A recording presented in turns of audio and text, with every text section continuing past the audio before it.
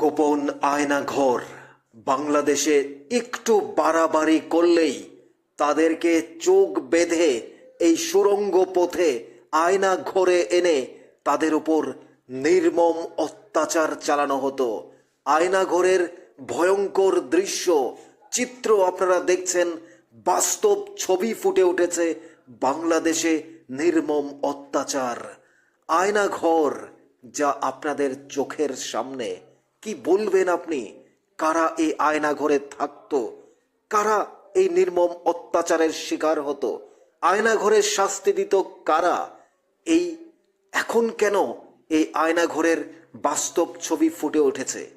পরবর্তীতে আমরা আয়নাঘরের কারা থাকতো, কাদের অত্যাচার করা হতো, কেন করা হতো, আমরা তাদের সাক্ষাৎকারও আপনাদের শোনাবো। আপনারা দেখুন আয়নাঘরের ভয়ঙ্কর চিত্র।